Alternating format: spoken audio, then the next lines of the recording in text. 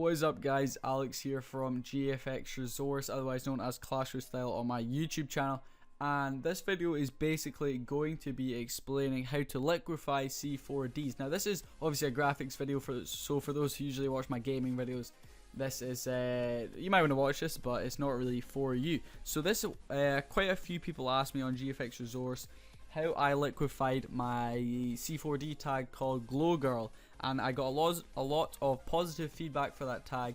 So basically I'm just going to show you kind of how I made it. I will open up the PSG right here. This was the final result for my tag. I'll quickly take you through basically what I have. So I've got my background, which consists of quite a few different elements. We have the basic thing, which was just a stock image right here, which I blurred. I then put some exposure over the top to darken it down. I then made it all blue rather than having some orange and green and whatever. I then put a few background C4Ds in and background glows, and that was my background right there. This was my main with all the different C4D elements, as you can see, all different liquefied parts. That was probably the part that took me the longest time. I then used my tablet to add all the glows and stuff in. Definitely pretty happy with the outcome of the glows. I then added a couple of drips in, a little bit of shading, a few kind of dots. Then my adjustment layers, which actually completely changed the color from sort of blue and pink to sort of more sci-fi feel of blue and green.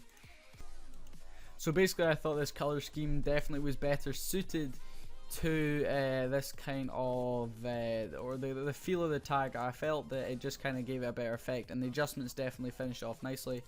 I then added in a little bit more lighting and the final touches to sharpen it off, and that was the tag. So basically I'm gonna use the same render and basically show you how I did this. So we're gonna start by making our new canvas, and 500 by 300 I think was the size. Yep, so that was the size. We will go in there. I used this render right here from Pimped Pixels Pack 21. It can be found on GFX Resource. I wasn't too sure as to the placement of my render. I think it's somewhere around about here. So we'll just do that. We're just gonna quickly create a clipping mask. We're gonna get rid of that part right there, and then we're gonna jump into, so it was maybe a little bit more across actually, probably about there. So this is going to be mainly showing you how to liquefy C4Ds. So here's all my C4Ds right here. I don't have that many. I've got quite a few in packs that I'm too lazy to take out.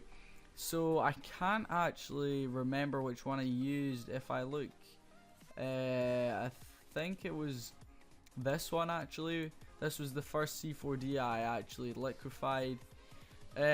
Or when I say liquefy, there's different variations of way you can do this. So I'm going to show you basically how different ways of doing it. So basically we have here the actual C4D. You can move it about wherever you want. I'm just going to leave it the way it is. Basically you'll see a thing here called Liquify. Now you can use that, or you can go to Distort, and all these will have quite a cool effect, and the one you probably want to use will be Twirl. And if we zoom out here, you can see when I'm moving it, it basically starts to twirl it, and this definitely can create a pretty cool, so I think we're gonna go for 350, something like that. This can definitely create a pretty cool feel to it. So if we drag this into here, we will scale it down. We'll zoom out. We will bring this down a little bit. We'll zoom back in, and as you can see, this has been liquefied, and we can place it like sort of around about here, and then we can clear. Get my brush tool out. We can clear this part right here. Just make sure that all goes. Just clear this little part here, and as you can see, that is basically how I did this first element right here of my tag. So it's basically the exact same C4D, and that is one way of how I did it. And then obviously if you want to do colors, for this one I used a gradient map. This is the gradient I used right here, just sort of a black to a kind of darkish blue to a light blue, and that is the gradient I basically added to it, and that was how I progressed through this tag. So I used different variations of twirling. I also did liquify it, and I will show you guys how to liquify it right now. So if we turn off advanced mode, this is probably what you guys will see. If you haven't liquefied before, this is probably the basic kind of concept you guys will see. So if we make our brush size bigger, you can see you can basically smudge it in a way. You can edit it all about, blah blah blah. You can go crazy with it and just make it absolutely bonkers. But that's not what we want to do. So if we go back in, we want to turn on here advanced mode, and basically what this does is, you can see it brings up a few more options over here, and what we want is this twirling one right here, twirl clockwise tool C. So if we zoom out on our canvas just a little bit and we scale up our brush, anything roughly that fits with the sort of general C4D size, so I'm going to go for here, will do. And basically you want to twirl and just sort of rotate it in small sort of circles, and this starts to kind of twirl your C4D, and it definitely can create some pretty cool sort of effects. So there is 3 kind of separate curls that could be incorporated into this tag, and basically that is how I kind of made this tag. It's just different elements. I can cut parts out by using clipping masks.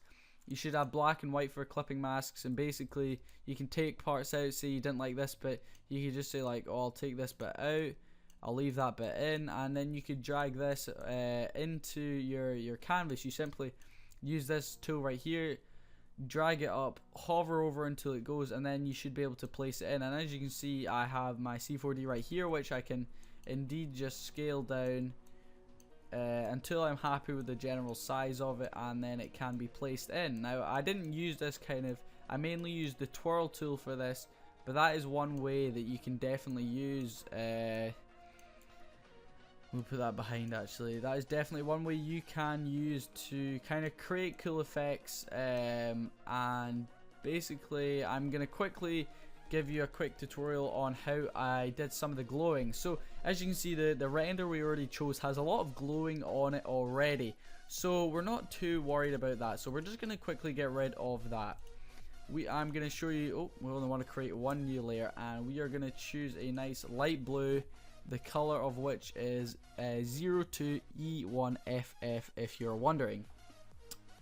And we want to go into our brush settings. I usually like to go for a size of 2. I feel like that's quite a nice size. Yep. So we're gonna just get rid of that. We're gonna go up to our brush settings, shape dynamics, and pen pressure. Now if you have a tablet plugged in, you will know for yourself. If you press lightly, I don't currently not got my tablet here, it is downstairs, but I don't really need it for this part. I'm going to show you. If you do lightly, it will come up with a light line. Heavy, it will come up with a full 2.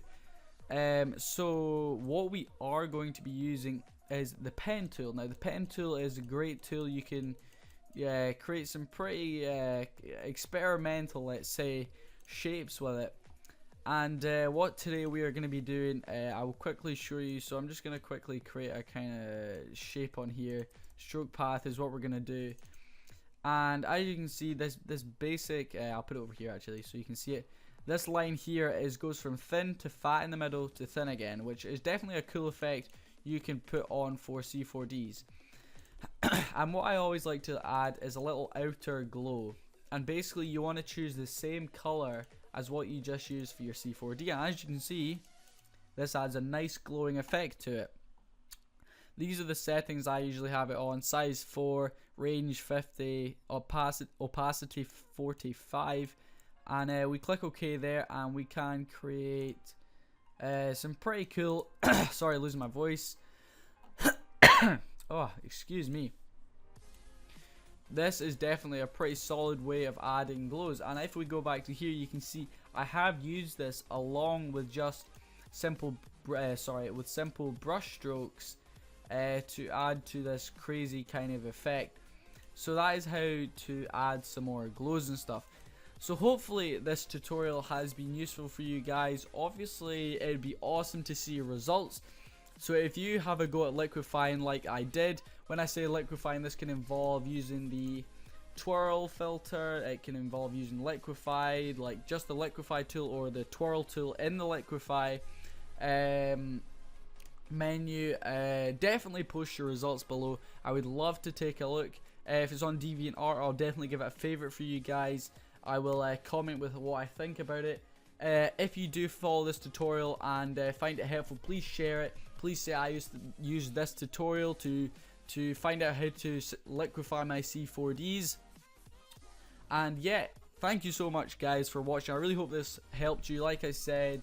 And yeah, I'll see you guys in the next tutorial. Thank you and peace.